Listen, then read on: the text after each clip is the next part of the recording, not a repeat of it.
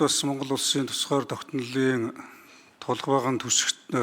тулгцыг төсөх баг нь болсон энэ парламентын үйл ажиллагаатай холбоотой. Ялангуяа зарчмын төрийн бодлогын мөн засаглалын цаашлах юм бол бас энэ бидний ярьдаг сонгодог парламентын үйл ажиллагаа хэрхэн үргэлжлэх үү гэдэгтэй холбоотой асуудлууд яригдж байна. Ерөнхий сайдын өөрөө бас бүрэн ерөнхийнхөө өрөөнд оруулж ирж итгэл хүлээлгэх хэсэг тухай асуудлыг зарим талаар манай бас зарим хүмүүс бодлого юм биш энэ бол хэлчих шаардлагагүй гэсэн асуудлууд яригдж байгаа хэлж байна. Энэ бол бодлогын асуудал гэж харж байгаа.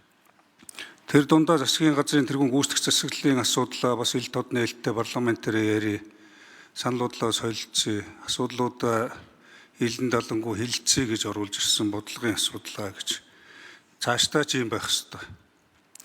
Мэдээж өнгөрсөн хугацаанд алдаа оноо шүүмжил маргаан дагуулсан үйл явдал олон байсан байхыг үгүйсэхгүй. Засах сайжруулах зүйлүүд зөндөө бий. Зарчим барих асуудлууд ч олон бий.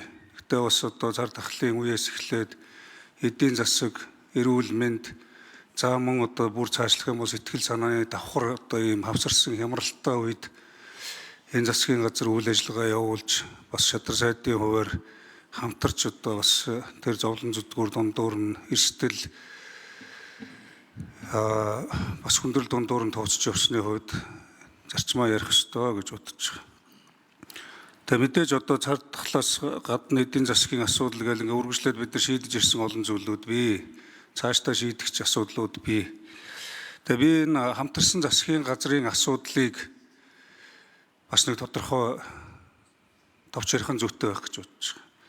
Манай ардсан нам хүн намынхан бол хувь хүний улс төр нэр хүндийнхээсээ төрүүлээд нийтлэг эрх ашиг нэгдмэл улс орны хөгжлийн асуудлыг хамтдаа шийдэж нэг ч ихсэн асуудлуудыг ээдрээ мөн хүндрэл бэрхшээлийн тайлж гаргая гэсэн зорилгоор хамтарсан засгийн газар байгуулж ажилласан. Хамтарсан гэхээсээ илүүтэй нэг улсын, нэг төрийн, нэг зорилготой ийм кабинет гэж ажиллаж ирсэн гэж үзэж байгаа.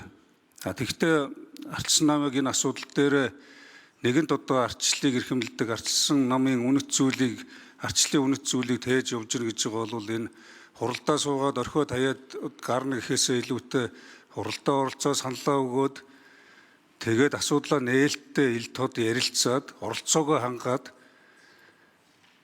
дээрэс нь өөрсдөө сонголтоо хийгээд зарчмаа бариад явах ёстой гэж ингэж дүгнэж байгаа. Хамтарсан засгийн газрын бүтэц үндсэн хуульд нийцсэн парламентын бас тохирсон тогтолцоо гэж бид үзсэн. Тийм ч учраас энэ тогтолцооныхоо сонголтыг хийсэн гэж бодож байгаа. Цаашаа асуудал яаж өрнөдөг вэ? Хамтарсан байдлаар засгийн газрын үйл ажиллагаа дараагийн он жилүүд, сонгуулиуд цаашлаад бол энэ парламентын үйл ажиллагаанд олон жишг болсон ийм хамтарсан тогтолцоонууд бий болж үргэлжлэх байх гэж бодож байгаа. Мэдээж алдаа оноотой асуудлууд олон бий. Тэгэхээр ардсан намын гишүүд маань ухрах бус харин ч оролцоо ил тод байдлаа хангаж оролцоох нь зүйтэй гэдгийг би зориуд хэлье гэж бодож байна.